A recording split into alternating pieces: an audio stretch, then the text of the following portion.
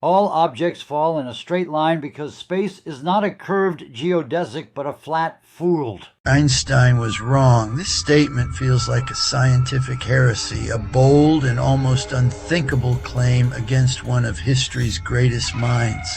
For over a century, general relativity has been the bedrock of our understanding of gravity.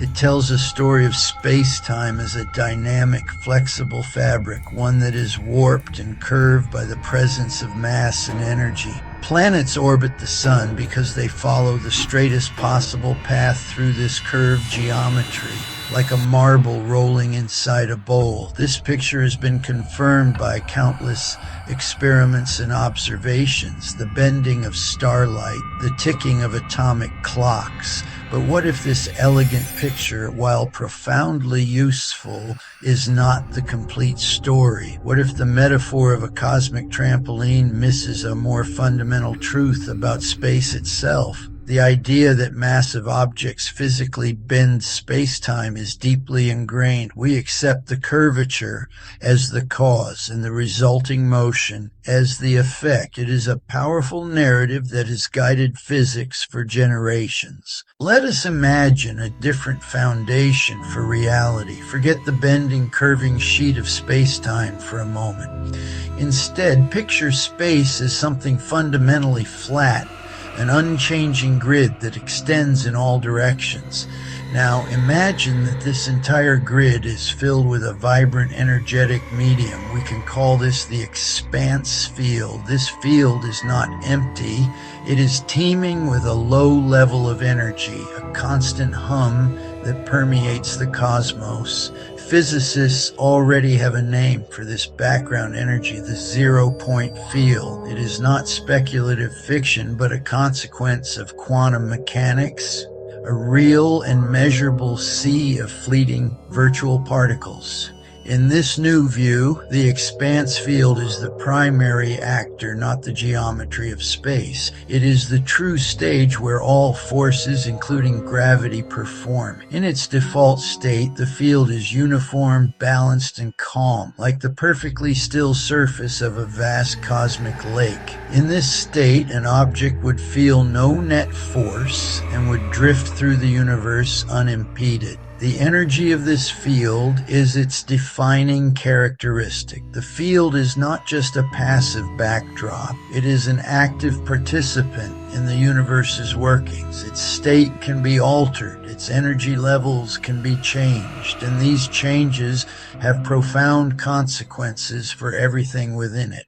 How does matter create the effect we call gravity? The answer lies in the interaction between matter and the expanse field. Every object, from a tiny particle to a massive star, is a bundle of concentrated energy. According to the most famous equation in physics, E equals mc squared, mass is simply a highly condensed form of energy. It is this energy that leaves its imprint on the expanse field. A massive body does not bend the field like a heavy ball on a rubber sheet. Instead, it actively contributes energy, causing the field's energy level to rise nearby. Here's the field shown as a 2D graph, a flat line with a large bump representing Earth's effect. Imagine the expanse field as a vast dark room where the air has a uniform cool temperature. This temperature represents the zero-point energy level. Now introduce a heater. This is our massive object, like the Earth. The heater warms the air, creating a gradient, highest near the heater and fading outward. The energy of the planet pumps up the energy level of the expanse field, creating a similar gradient. This gradient is not a curve in space. It is a slope in the field's energy density.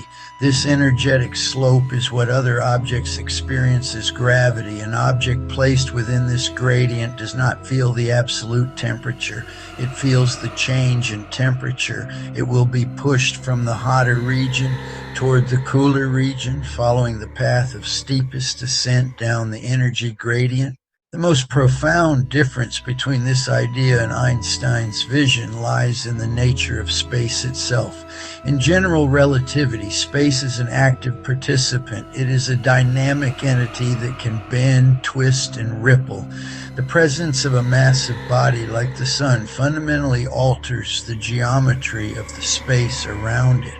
Planets orbit not because a force is pulling them, but because they are following the straightest possible path, a geodesic through a curved landscape. The expanse field model proposes a more traditional and perhaps more intuitive stage. Here, space is absolute, Euclidean, and flat. The action happens within this space, but the space itself does not participate. The drama of gravity is not a story of changing geometry, but of changing energy states within the expanse field that fills this static space.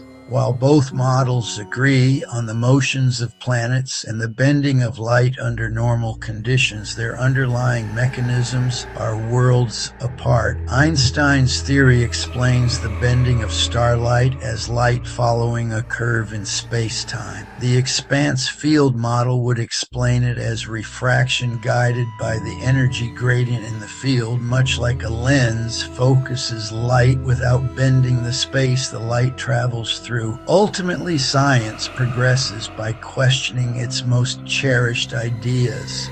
Einstein's theory of general relativity is a monumental achievement, a towering edifice of human intellect, but even the strongest towers should be inspected for new doors and windows. The expanse field offers one such window, a different perspective on the same magnificent view.